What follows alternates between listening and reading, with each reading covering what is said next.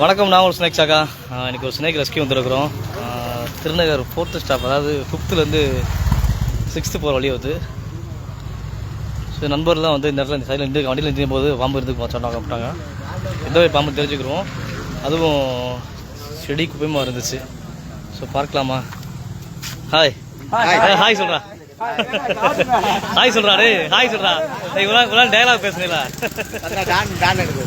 எடுக்கலாமா? ஸோ என்ன பாம்பு பாருங்கள், அது இரவு நேரத்தில் அதிகமாக அந்த பாம்பு தான் வரும் சொன்னோம்.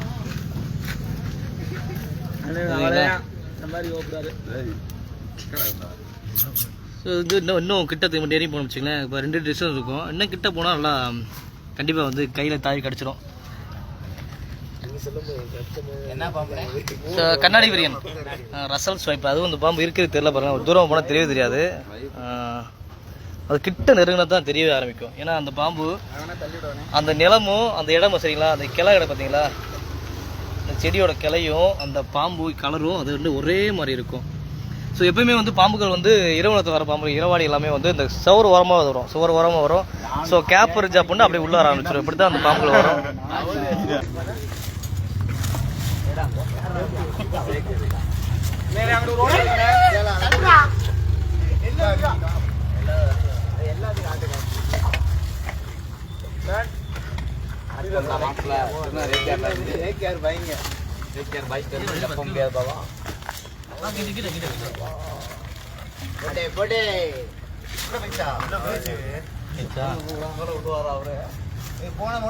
மின்னல் வந்து போயிடுச்சு. ஸோ ரசல் ஸ்வைப்பை கண்ணாடி பாம்புலாம் வந்து இப்படி தான் வந்து பாதுகாப்பாக கையில் தொடாமல் ரெஸ்கியூ பண்ணணும்.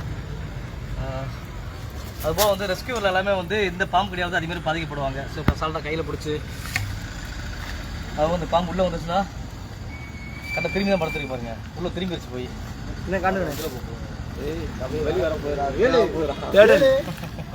வராது வேணே வராதா திரும்பி வரும். அது சவத்தில் சவத்தில் ஏறாது,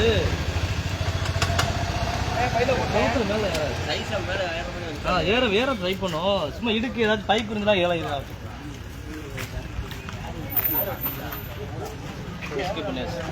இந்த மாதிரி பாம்பு தான் ரெஸ்கியூ பண்ணோம். ரசல் ஸ்வைப்பர், அதாவது கண்ணாடியின் பாம்பு. இது வெனமஸ் ஸ்னேக். இந்த பாம்பு கடையில் தான் பாதிக்கப்படுவாங்க. இரவு நேரத்தில் ரொம்ப கவனமாக இருக்கணும்.